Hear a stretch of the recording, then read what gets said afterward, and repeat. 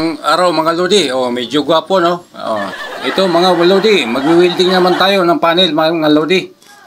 Ito final na to mga Lodi. Kaya ipo-full weld na to para sa ganun matapos na mga Lodi. At na-alignment na to mga Lodi kaya wala nang problema dito. At yung bumper mga Lodi na isukat ko na yan. At saka tail light no.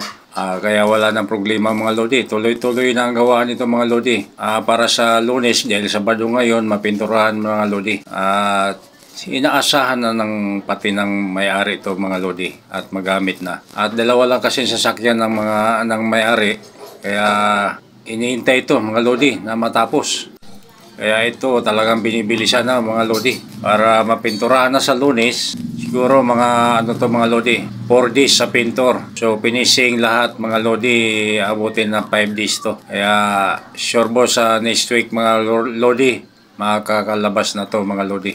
At siyempre mga Lodi, kailangan maging malakas lang tayo lagi no sa pangangatawan. Dahil yun lang naman ang talagang kayamanan ng katulad sa amin, mahirap mga Lodi. Ang maging malusog lang. Maraming salamat mga Lodi.